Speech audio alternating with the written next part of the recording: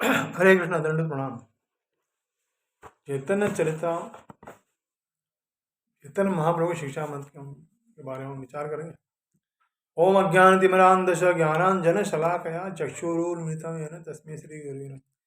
नमो विष्णुपादाय कृष्ण प्रेष्ठाय भूतले श्रीमती भक्ति वेदांत स्वामी नमस्ते सरस्वती देवे गौरवाणी प्रचारणे निर्विशेषा शून्यवादी पाश्चात्य देशतारण। जय श्री कृष्ण चैतन्य प्रभु नित्यानंद श्री अद्वैत गदाधर श्रीवासादि गौर भक्तवृंद। शास्त्रों के अनुसार भगवान श्री कृष्ण के 3 अलौकिक निज धाम हैं।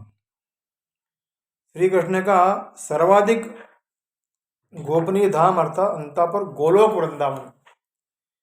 श्रीधाम वृंदावन में वे अपने माता पिता मित्रादि के साथ निवास करते हुए अपने आस्वाद्य ऐश्वर्य माधुर्य का प्रकाश करते हैं और अपने नित्य परिकरों पर अपनी कृपा बरसाते हैं। महायोग माया रासलीला में उनकी दासी का कार्य करती है।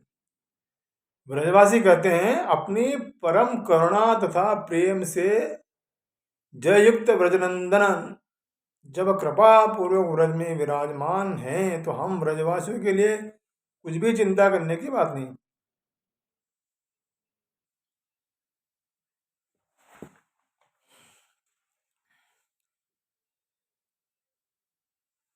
सभी देवता ने कृष्ण की स्तुति की और कहा, हे प्रभु, आपकी कृपा से सर्वत्र मंगल ही मंगल है। वर्तमान समय में ब्रह्मांड में कोई उत्पात नहीं है, क्योंकि आपके अवतरण से सब अमंगलों का नाश हो जाता है।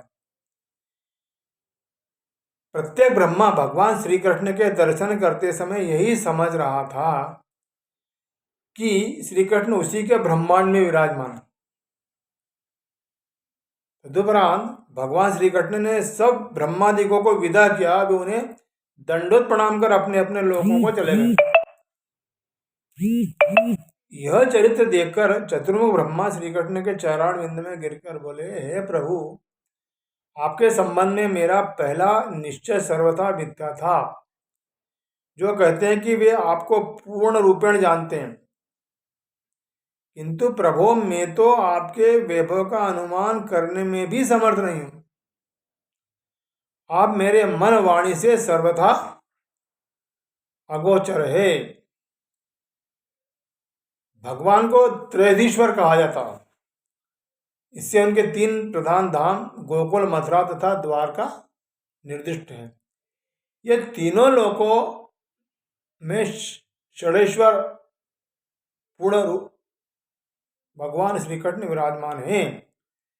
अपनी अलौकिक शक्ति में नित्य विराजमान भगवान श्री कृष्ण संपूर्ण अप्राकृतिक शक्तियों के स्वामी तथा 6 गुणों से युक्त हैं।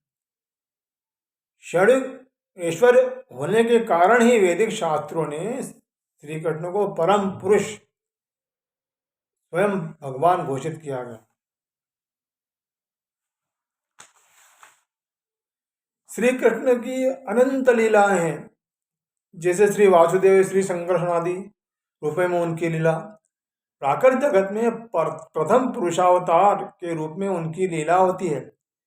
कभी कभी पूर्व मत्स्य आदि अवतारों में भी वे लीला करते हैं।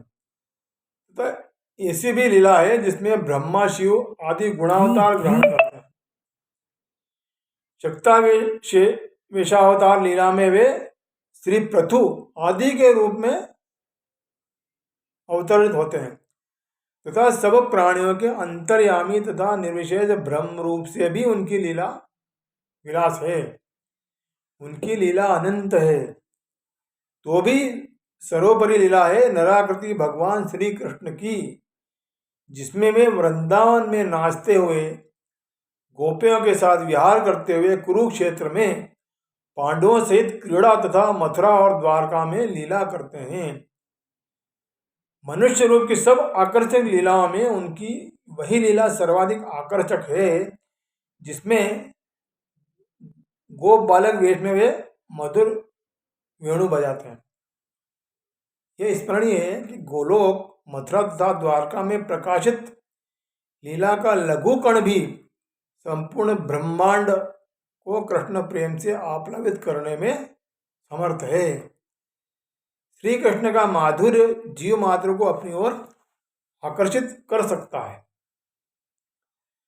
परम व्योम अथवा वैकुंठ लोकों में भगवान श्री कृष्ण की अंतरंगा शक्ति प्रकट नहीं होती, पर अपनी अचिंत कृपा द्वारा निज धाम से अवतीर्ण होने पर वे उसी चित शक्ति को इस जगत में प्रकट किया करते हैं। श्री कृष्ण इतने कौतुकी तथा सर्वाकर्षक हैं कि वे स्वयं अपने माधुर्य से मोहित हो जाते हैं।